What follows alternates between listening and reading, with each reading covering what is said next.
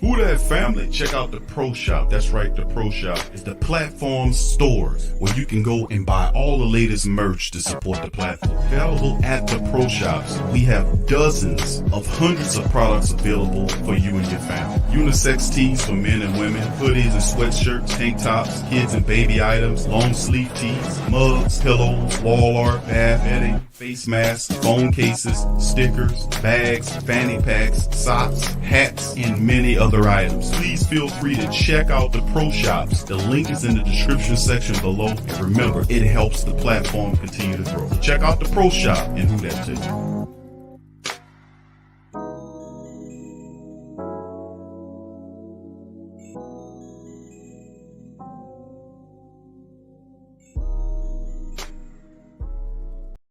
TheWhoThatDaily.com. That's right, TheWhoThatDaily.com. Your one-stop shop for everything New Orleans Saints, New Orleans Pelicans, LSU Tigers, even the top flight boxing news. So if you're a Who That, you're looking for a place to stay up on your team, TheWhoThatDaily.com is your site. TheWhoThatDaily.com for the sport Who That in all of us.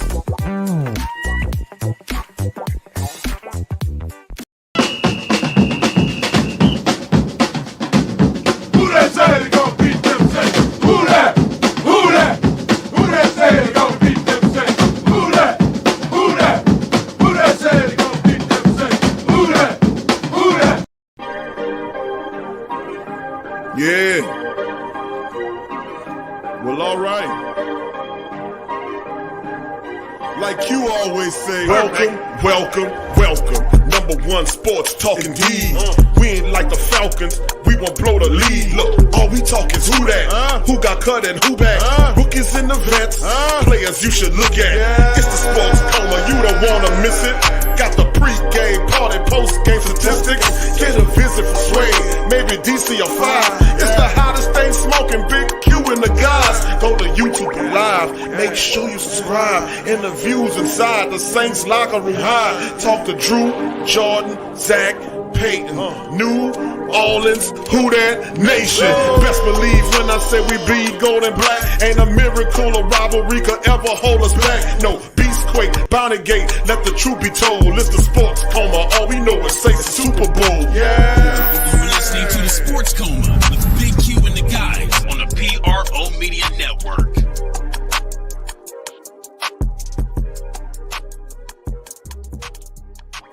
Hey Deonte, year 3 for you, man. What is do you feel like the old man in the room now?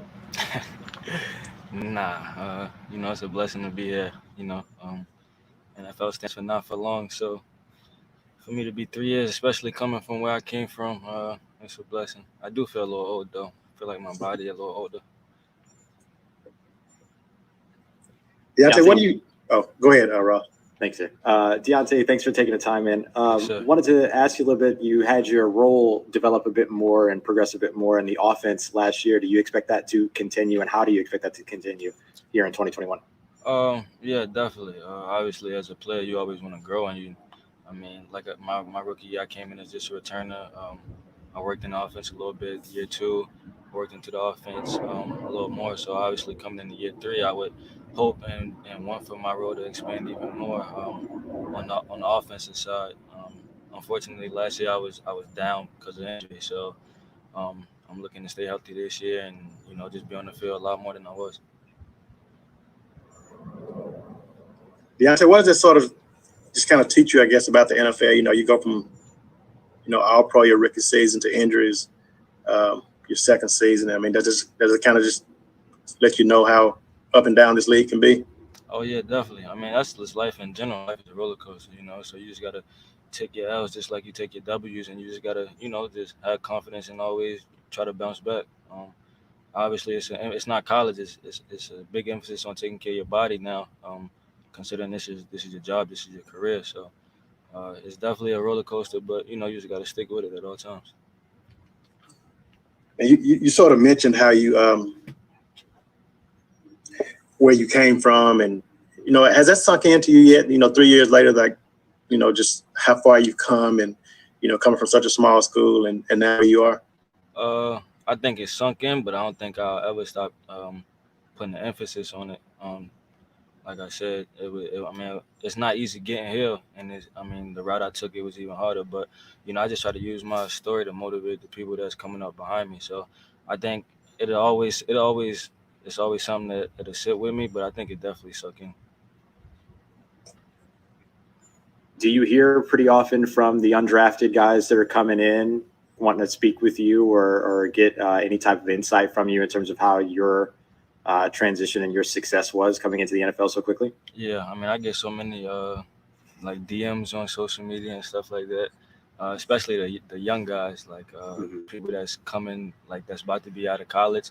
I get a lot of DMs, a lot of people trying to reach out to me, and it's hard to try to talk to everybody, but I just try to. I'm always on social media, like trying to put out some motivational stuff like that, just so everybody can see it. Cause, like I said, it's not easy, and it's hard to get here, but it's even harder to maintain. So, I just try to stress the importance of just staying true to yourself and just sticking with what you know. God got a plan for everybody. What type of stuff are they usually asking you typically? I mean, do you have any specific things that they're asking you about, or just? Yeah, for me, because I'm short and I'm undrafted, I come from a small school, so I usually get them DMs like, "Hey, I'm a 5'6" kid from wherever," or like, "What did you do? What were some things that help you get faster?" Stuff like that. So I mean, it ranges, but that's mostly what I get. When you were growing up, did you ever imagine that people would be coming to you for inspiration and motivation? Uh, no, not really. I can't say no, but yeah, I did just because of my mindset. Like I always had that mindset, like. I was that kid that, I'm gonna get drafted in the first round. What I'm saying? So I always had that mindset where it was like, I'm gonna be at the top, and so I always, just like I said, just always had that mindset. Like I would be a role model and stuff like that. Like I was always a leader, like never wanted to be a follower. So I think I just always carried that mindset with me.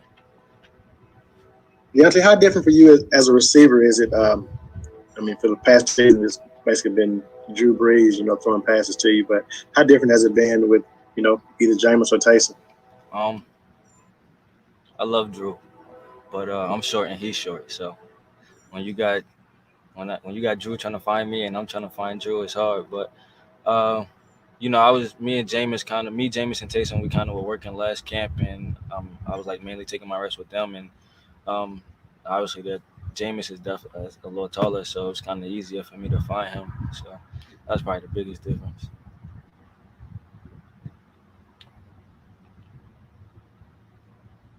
I got another one. Oh, Go ahead. go ahead. You go ahead. No, go ahead, Rob. Okay. I want to ask you about Michael Thomas, man. What have you sort of seen? I know y'all haven't been back long, but what have you just sort of seen from him, from last season to now? He's healthy, so I think he getting back into that. When I came in my rookie year, he was on. I think he broke the record that year for receptions or something like that. So I'm starting to see that same Mike. I think he always had that. He never lost his mentality or his work ethic. So I mean, I've always seen that, but I think he's a little bit more comfortable with his body. He's healthy. That's the words of Deonte Harris, a fantastic speedster that the Saints brung in and turned into a Pro Bowler. That's what we do in the black and gold building. We make stars. We make Pro Bowlers. Deonte Harris, undrafted, guy that a lot of people overlooked because of his stature. They may have laughed at him before, but they most certainly are not laughing at him now. So big ups to the Great Saint Think Tank. Appreciate you guys being in the live stream. Know it's kind of late. I had a lot going on today. Much love to the family members in this show, and I appreciate you guys being up late with me on this broadcast. That's what we did. We went over the interview there by Mr. Deonte Harris, which is the perfect segue to the name of the show, which is called TSC Are the Saints Young Receivers Ready to Step into a Bigger Role. We'll go over this today, and we'll talk about this and a couple other news items I'm going to share with the family members tonight. I won't hold you for very long in this live stream as well. Big ups to the family members and a big shout out to all the family members that waited for me tonight. I know a lot of the family members seeing me make an appearance on Brother TJ's State of the Saints podcast. I had fun with him. I talked 20 so minutes off the air about life and boxing with him. He's a terrific. Love that brother, man. Good dude. He'll be making an appearance on the Ring Kings boxing, so you can be able to hear TJ's boxing acumen as well coming soon. So that'll be fun. But anyway, much love to the Great Saint Think Tank. Appreciate y'all being in the building. 504 boy, what's up, fam? Good to see you in the chat. 504 hot boy, who that to you? Tasha, what's up, baby? Who that to you? Appreciate you being here. Brother Byron as well. What's up, KK? What's up, KK? 504 and 404. Lady, what's up, baby? Appreciate you. Much love to you. Appreciate you being in the live stream and y'all being up late with me on this one. All right, who else we got? I want to give my shouts out to the rest of the family members. Rudy, what's happening, Rudy? Big ups to you. Be kind. What's up, fam? How you doing tonight as well? Big ups to you and Yearns. All right. Let's see who else we got here chiming on up in this thing here. Let's see who else we got here. All right, bunch of people here. All right, who else we got? All right, let me keep scrolling down here, man. There's a lot of people in this thing. Oh, Cooler, what's up, oh Cooler? Who that to you, fam? Appreciate you. Uncle Paulie's in the building as well. What's up, Uncle Paulie? Much love to you and Yearn. Brandon Cormier, who that to you, Brandon? What's up there, Brian? Who that to you, fam? Appreciate you being there. Kenny, what's happening? Kenny, who that to you, fam? Slim South 504, what's that, brother? How you doing? Who that to you? Colorado, day was pretty busy, but fun, you know. Hope yours was good. He says, yeah, my day was good. Very, thank you, Colorado. Appreciate you asking, my friend. Appreciate you. All right, John Thompson. What's up, John? Who that to you, fam? Appreciate you being on the live stream as well. All right, who else we got there? Tyrone Jones. What's up, Tyrone? Who that to you, fam? Much love to you and Yearns as well. Int my ninja. What's up, fam? What's up? Good to see you. Been a while. All right, how you doing there? Truth can't be hidden. Who that to you, fam? Appreciate you stopping by as well. Much love to you and Yearns. And appreciate you making an appearance. So big ups to the rest of the Great Saint Think Tank. If you didn't hear your name, please feel free to give me a who that, and I give you a who that back. I see you, Muse, baby. What's up, Muse? How you doing, my baby? Much love to Muse chiming in from Albuquerque, New Mexico. Much love to Muse. Appreciate you being here as well. What's up, Alyssa, baby? How you doing? She said, I think we have the deepest receiver core in football. Thank you, Alyssa, baby. Appreciate you staying up late as well. Much love to all of the Sports Coma ladies. I appreciate you kindly for being here. So with that being said, fam, like I said, I won't keep you very long in this episode. And yes, I will be back later on today with another edition of the Sports Coma, our Thursday edition, of course. And we'll cover more news, notes, and items as well. So with that being said, y'all give me a second. We'll jump into some of these news items right here, and we'll cover some of this these great topics, subjects about the receiving core, because I think that is something big. And I think it was a perfect segue to bring in young Deonte Harris in his discussions about the wide receiver position. They asked him about Mike Thomas. You heard what his thoughts was, that he's healthy. Coach Payton alluded to that during his interview last week that we covered, which Coach Payton said that so far so good. You know, he's still a bit of rehabbing, but he is healthy after getting that surgery last year at the end of this past year, making sure he was healthy going into the season. Mike has a lot to prove to himself. It's just amazing, his temperament, and it'll be fun watching him do his thing in this upcoming year. But anyway, let's get into the article. From NOLA.com's Luke Johnson. Are the Saints' young receivers ready to step into a bigger role? The team thinks so. And I know a lot of you guys think so as well. So let's get into the logic behind this. 2020 season was rough for the Saints' wide receiver core, but perhaps the series of unfortunate events that plagued the group last year can now allow it to blossom fully. Consider this. New Orleans kept 5 receivers on this initial 53-man roster last season, and between them, they missed a combined 25 games. The normally bountiful spoils eluded the Saints' wideouts as none eclipsed 65 catches or 750 receiving yards. But the near constant tinkering and role expanding gave the team a chance to see what it had in live action. So when the Saints made the decision to release Emmanuel Sanders this offseason, jettison their most productive 2020 wideout to clear $4 million in cap space, they did so with the confidence in what they had remaining on the roster. And of course, this is what Coach Payton said. I like the way that the room is coming together, said Coach Payton. Last week during the Saints mandatory minicamp, there are a few guys that received more snaps a year ago, but because of some of our depth issues, I think they've helped them. Unquestionably, the biggest addition to the Saints receiving group this offseason is a healthy Mike Thomas. The 2019 NFL Offensive Player of the Year missed 9 games last season after injuring his ankle in week 1 and clearly was not himself when he did play, averaging a career low per game totals in receptions at just 5.7 and receiving yards, it was 62.6. It should be noted that after releasing Sanders, the Saints did little to add to the receiving corps outside of using that 7th-round draft pick to get Quan Baker. Yes, the cash-strapped Saints had little wiggle room, and yes, they are banking on a return to form for Thomas, but they also are confident in a young group behind Thomas. The door is open for Tre'Quan Smith, Marquez Callaway, Deonte Harris to establish themselves as bigger pieces of the Saints offensive puzzle in 2021, and they are fully aware of that. And of course, this is what Tre'Quan Smith said. I feel like it's a big opportunity for me, knowing that they didn't bring in any veterans and didn't draft the receiver early in the draft. Smith said, I feel like they expect me to show up this year, and that's what I'm going to do. I appreciated that. None of the aforementioned receivers turned in a big season as a sum total, as each of them dealt with their own injuries. Between them, they combined for 75 catches on 102 targets for 847 yards and 5 touchdowns just a year ago. But there were moments, even multiple game stretches, that provide hope for what potentially is in store. When Thomas was convalescent in weeks 2 through 8, the Saints called Smith's number to pick up the slack, and he responded by catching 24 passes for 287 yards and 2 touchdowns. The Saints bought Callaway, an undrafted rookie free agent, along slowly, but with Thomas and Sanders sidelined in week 7 against the Panthers, they targeted him often, and he responded by catching 8 passes for 75 yards. Harris fought nagging injuries for much of the season, missing 7 games, but when the Saints finally turned him loose and offensively in the playoffs, he gave the Bears fits while catching 7 passes for 83 yards, with 59 of those yards coming after the catch. Coming into year 3, I'm hoping and wanting my role to expand even more on the offensive side, says Harris. Deonte. Unfortunately, last year I was down because of injury, so I'm looking to stay healthy this year and be on the field more than I was. Now, we called this and we talked about this in the Great Saint Think Tank.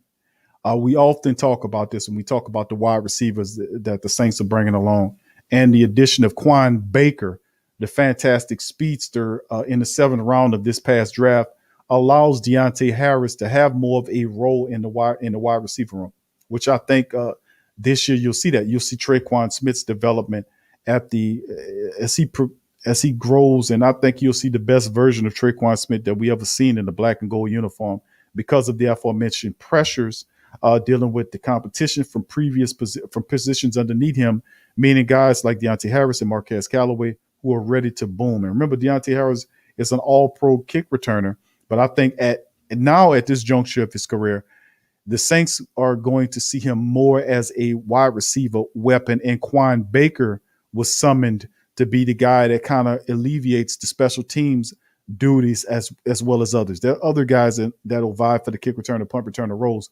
I just don't think they'll be Deonte Harris. I think Sean Payton has a bigger role for him in the Saints wide receiver room. And why would you not? With all of that elusive ability and his top notch speed, he's probably, if not the fastest player on the team, he's probably in the top 3. No doubt about it, he's in the top 3. So to have him out there, and he's a pretty good little route runner, and have him involved more in just the wide receiver aspect and not so much in the special teams will be a big blessing for the Saints offense. Well, a big positive. Let's say that for the Saints offense in many different ways, to have him out there stretching the field, and it's just going to be beautiful. As an organization principle, the Saints place an emphasis on player development. Keeping with the tradition, they're placing faith in the upward trajectory of their young receivers. And listen, this was aptly written, and the Saints are confident in their young wide receiver core. Now, he didn't mention LaJordan Humphrey, as the thumbnail shows and makes mention of LaJordan Humphrey. You see LaJordan Humphrey, but there are other guys as well. But we talk about Marquez Callaway, Deonte Harris, who's ready for the next step, Tre'Quan Smith in the final year of his rookie deal, and also LaJordan Humphrey is another guy to throw in there. So, I mean, the Saints didn't bring in a veteran wide receiver. They still could bring in a veteran for training camp just for depth purposes. I don't think you bring in a starting caliber wide receiver. If they would have done that, you could just have kept restructured and kept Emmanuel Sanders if that was the case. I think the Saints understood and knew that they have a lot of really talented, versatile weapons in the wide receiver room that don't have the big names that a lot of the writers are looking for. So I think you'll start to find out who these guys are as the season goes. And remember, when we talk about our wide receivers with all that speed, you also remember that Jameis Winston, who is the presumed starter, if everything works out correctly, going into it, he'll have the vertical angle to be able to throw the ball downfield, which will be a positive for guys like Deonte Harris, Traquan Smith, and Marquez Callaway. Those guys can get downfield, even Quan Baker to a degree. Could you imagine the Saints using the 5 wide receiver sets again? Remember that? Remember that? Remember when the Saints used to use 5 wide receiver sets with wide receivers just all over the places? Well, get ready for that again, baby. That's coming back. To see 5 wide receiver sets with Jameis Winston back there taking the top off of them defenses. It's just so fun to see that wide open. And you're going to really see Coach Payton have some fun this year, running the ball and then, of course, opening up that passing game vertically and getting that ball downfield. He's going to have a lot of fun this year. And he has so many versatile weapons in the Saints offense, everything from the wide receivers to the fullback and Alex Armah. And of course, Elvin Kamara is coming back. Excellent. You got Ty Montgomery, who's healthy, who adds to the mix. You got Adam Troutman, who's going to be special for you. And of course, you have guys like Juwan Johnson, who is going to be converted to the tight end position, which is another caveat. And don't forget, with all of that, Mike Thomas and all those weapons that you're dealing with, don't forget Mr. Taysom Hill will be sprinkled in all of that as well, as the Saints would operate what I would call 2 offenses, which is what Coach Payton's, the idea of what he's doing is to operate 2 offenses with Jameis Winston and Taysom Hill. So I still see Taysom plays. He's still going to operate the Taysom Hill package plays, which he runs and throws the ball, and hopefully that play package has some more balance to it. But it's very difficult if you're a defensive coordinator to prepare for 2 offenses going up against the New Orleans Saints. And I think that's like, if one struggles, you can break out Taysom, can kind of give him that little role. It's just, you've never seen anything like it. And I think after 3 years of kind of experimenting with it, maybe you see it break open to a degree as both quarterbacks will attempt to establish themselves with a little bit more seriousness now that Drew Brees is not there as a mentor on the field or on the team, so to speak. So it'll be interesting to see Coach Payton's mindset moving forward on those 2 offenses. All right, so with that being said, fam, I actually love it. I think these wide receivers are going to be special for the black and gold, to be honest with you. Like I said, Traquan Smith is one of my guys that I picked to have a great year this year. I think he'll have a solid, well, the best year Traquan Smith's ever had. Last year was that year, by the way, which he stepped up. And I think playing Deonte Harris early to start to show off the sports Coma off. Remember that Deonte Harris dealt with injuries, as you heard him talk about, but a lot of those injuries came because he was playing on special teams, and the special teams stunk, and they didn't block for him. He ultimately got hurt, and he missed several games. So with that being said, we don't expect to see him in a special team role unless he's needed there. But I hope they keep him away from the kick return, punt return aspect, and exclusively use him in the wide receiver room. I think that would be a big plus to his skill set, and also stretching the team. I mean, you not only just as a running back, a wide receiver, but you've seen plays where he was involved in reverses. You've seen plays where he was lined up like a running back. I mean, Sean Payton has an active imagination, and he has a lot of versatile people that can help get that going. So with that being said, let's move on to the next article. I didn't cover this article yesterday. I just didn't think it was important enough to do it, but I guess tonight we'll cover it. And a lot of you guys heard what the Jared Cook, with the Tin Man, as I called him, had to say about the Saints wide receiver coach. And let's go over the article. This is from Saints Newswire. Jared Cook, the Tin Man, Chargers wide receiver coach, probably better than Saints groups he played with. And a lot of people think, and a lot of the writers agree with this, saying that he was throwing shade at the Saints, talking all that, stuff about such and such. I wouldn't worry about what Jared Cook says, to be honest with you. Jared Cook has a reputation, like in the playoffs. He steals a lot of money. The last couple of years he came here, he had Pro Bowls here in the Saints offense. But listen, if you're a tight end, watch what Adam Troutman do. I wouldn't be surprised if Troutman's numbers eclipse what Jared Cook does here. Seriously, in terms of receptions and if he's catching the ball, I could see Adam Troutman catching 44 or 45 passes from if willing, be in mind that he stays healthy, catching 45 to 50 passes from Jameis Winston as the starting tight end, and also catching at least anywhere between 3 to 5 touchdowns. I know you guys can see that because Troutman's a big target with soft hands. He can block. He's a pretty damn good tight end. When he gets the ball down there, he gets up there and attacks the ball at his highest point, and is a good red zone weapon. So I can see a guy like Adam Troutman having similar numbers to what Jared Cook. He didn't put up no astronomical numbers, 40-something odd catches, and 40 to 50 catches over the last 2 years was enough to get him in the Pro Bowl with 5 or 6 touchdowns. I think Adam Troutman can bring that. But anyway, getting into this article, let's go over it. Sean Payton can't talk up his belief in the Saints wide receivers room. All he wants to over the summer, but the position remains a weakness for New Orleans. This is what he's saying. Sean Payton can talk up his belief in the Saints receivers, but the position remains. And this is the guy from Sigler from Saints Newswire saying that the wide receiver position remains a weakness. I disagree, man. I disagree wholeheartedly. And a lot of these people are saying this because these guys, they want guys with names. They want you to get a wide receiver with a name to put next to Mike Thomas. But the reality at the end of the day is sometimes you're going to have to give young players the opportunity, especially when they were picks that's a first or second or third round pick, as Traquan Smith several years ago was a third round selection, who Coach Payton picked. Sooner or later, he got to look at him and say, you know what, man, let me see what Traquan Smith can do. Well, guess what? It's later because he's on the final year of his contract, his rookie contract. And of course, he even recognized the fact that the Saints didn't bring in any more veterans to play over the top of him. If you got Marquez Callaway, Deonte Harris, and all these other guys, I see more than just potential in these guys. Did they not glimpse and show you enough to show that they were ready for larger roles in the Saints offense? We don't need big name wide receivers everywhere. We just need players that do their job. Like I've said, and I'll keep saying this over and over again, Mike Thomas was not a name before he got here. Mike Thomas was more famous for being Keyshawn Johnson's nephew than he was for being his own man. Same thing. The Saints turned Mike Thomas into a celebrity of sorts, a superstar of sorts. So did they do with Elvin Kamara. Elvin Kamara was a third-round draft pick out of Tennessee. Mike Thomas was a second-round pick. Had several wide receivers went before Mike got drafted in the second round. And he plays with that chip on his shoulder, beating out. It takes all of those wide receivers that were drafted before Mike Thomas to add up to anything that he add up to his arm or whatever in his reception and productions over that time span that he's been in the NFL.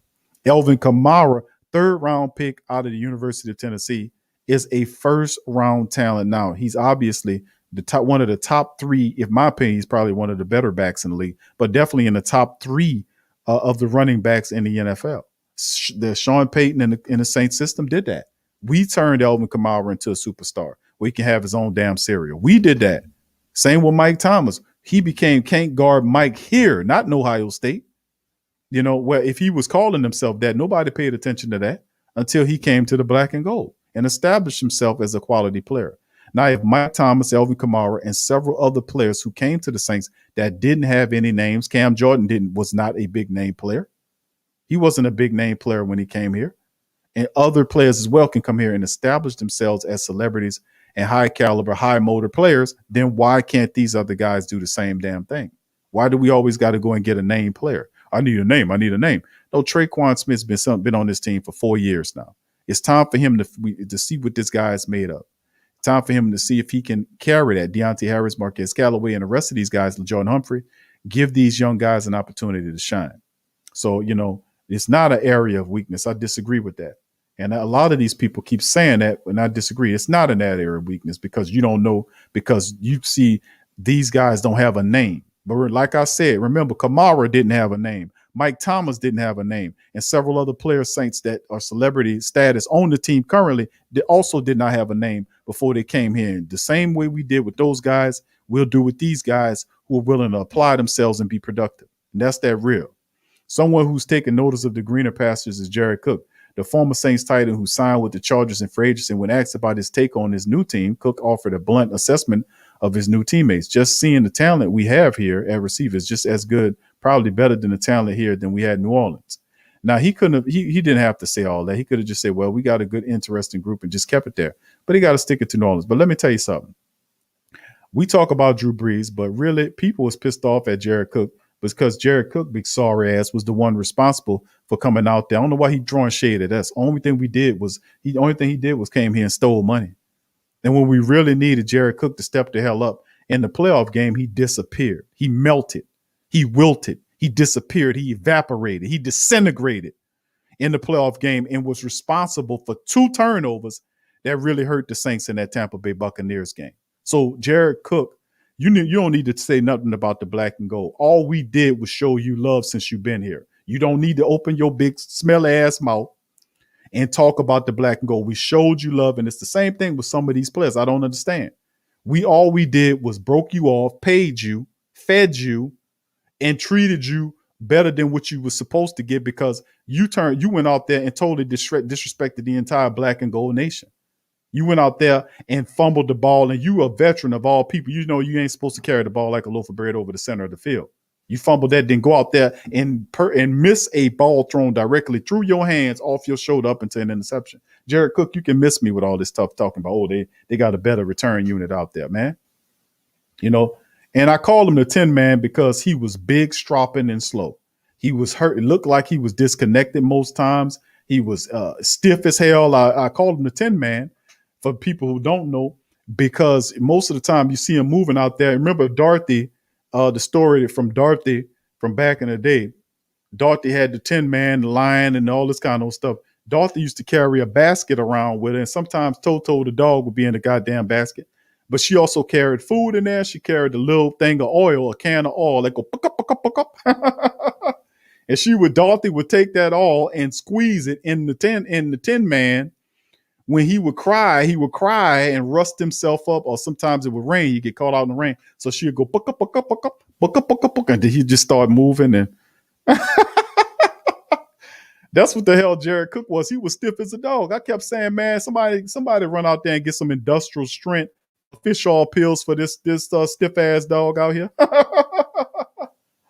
Oh, but see, that's the crazy part about it is that how these people, it's amazing that most of these guys that do this, you know, don't take snods at the black and gold nation. But then again, the rationale is that's what they do. Most of them pick at the Saints. That's what they do. You don't have to say anything about the black and gold nation. But the sentiment across the NFL is people just hate the Saints for no apparent reason. Because you're winning. They can't call you a loser because you're winning. They can't tell you that. So they always pick little things to do that. They're just a bunch of jackasses. That's all. That's the best way I can explain it. You know, you won't hear me hating on nobody else's team or beating down the team with good reason. But Jared Cook making little snide references. When we broke this guy off, man. We took care of this man. There ain't no need for you to. You won in the whole proposition. We was the one that lost. I'm still pissed about that. Them 2 turnovers. Listen, the Saints picked up Jared Cook because they thought he would be the piece of the puzzle going in the playoffs, and he totally disintegrated. He totally wilted under the pressure of playoff pressure. And matter of fact, when I went back, I did some research. That was the critique of Jared Cook's game, that he wilts away in the playoffs. That he's a regular season guy. He gets the catches in the regular season, but when he takes his sorry ass into the playoffs, he disintegrates and melts. That's why he couldn't stay on with a lot of teams. Green Bay people was talking about that in groups. I remember being in a group of Green Bay people talking about Jared Cook. Watch out for him in the playoffs. They were warning us about Jared Cook, and he did. He hurt the piss out of us in the playoffs. So he a big sorry dog. I don't want to hear what he got to say. So he talk about the Saints core Chargers wide people are better than the Saints. Get out of here. You know, listen, they don't have Coach Sean Payton out there operating the offense. They don't have all the versatility I just talked about in the first segment when we was talking about the young wide receivers. And I purposely covered the wide receivers and then ran that article on the back so to remind people what kind of wide receivers we dealing with and the ones that he talking about out there that's bigger than the wide receivers we have here. You know, that's your opinion. But at the end of the day, let me tell you something. I guarantee you that the Chargers won't be beating the Saints next year. When we play the Chargers, you better put your goddamn money on the Saints every time. You know, I'm just going to keep it real. I ain't trying to plaster nobody's team, but I know what I'm dealing with. We dealing with a juggernaut over here. And you get in our way, it's going to be some serious repercussions. Let me tell you something. But anyway, that's my little spill on Jared Cook. I think Jared Cook needs just get you some oil and some industrial side. And to all the Charger people out there, Los Angeles Charger people, that be popping, follow podcast, I'm gonna give y'all a warning, just like the Green Bay people gave me a warning and put in the chat, say, watch out for them in the playoffs. I'm gonna pass that warning to you Charger people out there. All you Los Angeles Charger people out there about Jared Cook, watch out for him in the playoffs. Just like Green Bay people told me years ago, I'm going to tell your ass that too, because he ain't crap in the playoffs. Jared Cook, and make sure you pick up some industrial strength oil to lube his ass up, because he's stiff and dry as a dog. He's dry and stiff as a dog. But anyway, let's get to the final article here, fam. And then I'll turn you loose. And this one is coming to you from NOLA.com. And I just want to show you all of the beautiful renovations, baby, that's taking place in your dome. How about that? We're going to look at some of the glimpses as to a lot of the thought process moving forward is now that with all of the restrictions being lifted or lightened up, that coming into the season, you're going to start seeing the Superdome come back to full capacity. On Tough Tiger Talk, our LSU show that we do once a week on Tough Tiger Talk Tuesdays, feel free to join that. If you're a Tiger football fan, you can put it in YouTube, Tough Tiger Talk, and it'll come up. Subscribe and join it. We talked about that this past Tuesday, about the fact that the Rose Bowl, when LSU plays UCLA in the Rose Bowl this year, that California said that game full capacity. So it'll be good to see that kind of stuff happening again as we shake off all this other stuff and get back to living again. And that's so many people you see on the roads, people that were not allowed to go anywhere last summer. You see everybody vacationing at the same time. And it's good to see people get out and about with their families again, because that is promising, really good. And let us remember, and I hope people remember all of the stuff that occurs here. And we covered a lot of that on On Q with Big Q for our Patreon family members. We did a show. And we need stuff like that to get in our psyche to understand, because you're not going to get that nowhere else. That On Q Big Q was a really good show. All right, let's get into this. A first glimpse at the Superdome field level suites as renovations continue. And remember, family, this is a part of the $450 million renovations that are occurring in the New Orleans Superdome. I'll give you some pictures of it as we move through it. And of course, the game will look a little different. This is from Mr. Rod Walker. For some, there will be an up-close personal view at some of those at El Gamar, Mike Thomas touchdowns in the Mercedes-Benz Dome this season. This is because the 12 new field level suites that are currently being built in the north end of the stadium, it's all a part of the second phase of the $450 million renovation to the Dome. Media members got a chance to tour the football field turned construction site Tuesday afternoon, getting a first glance at the field level suites. And of course, this is what some of the money people at the Saints says. We have 12 seat suites that are going to bring our fans closer to action than ever before and really enhance our dome field advantage, says Jen Martindale, Vice President of Brand Strategy for the Black and Gold. The Saints and everyone involved with the Superdome want to keep this venue as competitive as possible for the next 50 years, not just for our own games, but for all world-class events that come. That's right. Each of the 12 suites will hold 20 to 24 people, which means between 240 to 288 people will have access to that area. Martindale said construction is going 24 hours a day to have the suites ready for the Saints preseason opener on August 23rd against the Jacksonville Jaguars. It may look like there's a lot to be done, but we feel great about it as well. The suites aren't the only changes the fans will see in the fall. Sight lines have been improved for some suites in the upper levels of the dome. The lighting will be better. There will also be more ADA seats added. Another change, one that fans won't see, is to the visiting team's locker room. It will not only be upgraded, but it will also be moved to the opposite side of the building. The addition of the suites, coupled with the elimination of ramps on the east and west side and widening of the concourse area, means some fans will lose seats. Ben Hale, who's the chief operating officer of the Saints, discussed that last week in an interview on NewOrleansSaints.com. It is not lost on our organization that the Saints seats are very personal, and when they have a family history associated with them, losing these seats are very upsetting to those affected of our ticket department. Account representatives will work with each season ticket holder to the best ability, blah, blah, blah, blah, blah. But anyway, as you can see, and I'm going to show you some pictures of what that is to look like let me see if I can superimpose these photos so the family members can get a good look at what they're doing here. You see construction happening on the north end of that end zone. And of course, you see this is real time, and then this is a rendition at the bottom of what it was supposed to look like. So as you could tell, we got some stuff going on in the dome in the black and gold building, man, and they're working up and they put some stuff together. And as you can see, your money is being well spent as the Saints are improving the Superdome for the upcoming season. So hold on, let me move this out the way so you can see there it is. One of the measures as well.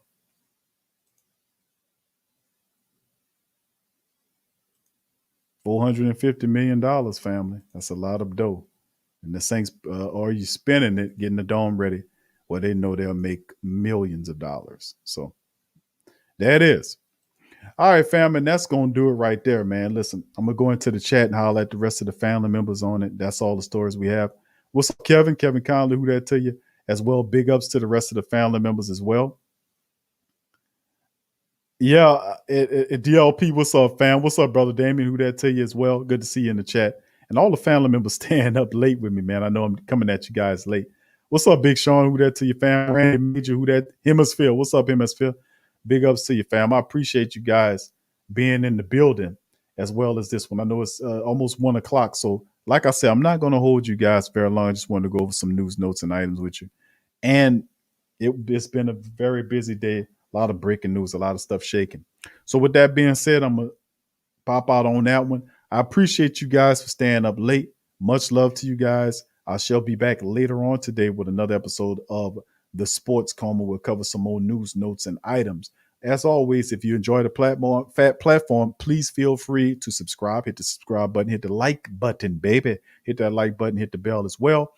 And also, if you want to help out the live stream of the platform, you can feel free to join our Patreon, which is patreon.com/the Pro Media Network. Links are in the description section, as you will get access to locked content, over 50 shows of TSC Q&A live that we do every Tuesday on Q with Big Q. I don't know how many shows of that's on there, but it's a bunch of that on there. That's some real stuff we talk about on that. All that's available on Patreon, or simply become a YouTube member to access the TSC Q&A lives on YouTube. So with that being said, I'm going to chime out on that. I appreciate you guys for stopping by. Y'all get y'all some rest. I know I will. And I'll see y'all tomorrow with more news, notes, and items. Who that to you? Good night. I'm out. Yeah. Well, all right. Like you always say, welcome, welcome, welcome. Number one sports talking D. We ain't like the Falcons, we won't blow the lead. Look, all we talk is who that, who got cut and who back. Rookies and the vets, players you should look at. It's the Sports Coma, you don't wanna miss it. Got the pre-game, party, post-game statistics. Get a visit from Sway, maybe DC or 5. It's the hottest thing smoking, Big Q and the guys. Go to YouTube Live, make sure you subscribe. Interviews inside the Saints locker room high. Talk to Drew, Jordan, Zach, Peyton, New Orleans, who that nation. Best believe when I say we bleed gold and black. Ain't a miracle or rivalry could ever hold us back. No, Beastquake, Bounty Gate, let the truth be told. It's the Sports Coma, all we know is say Super Bowl. Yeah. You're listening to the Sports Coma with Big Q and the guys on the PRO Media Network.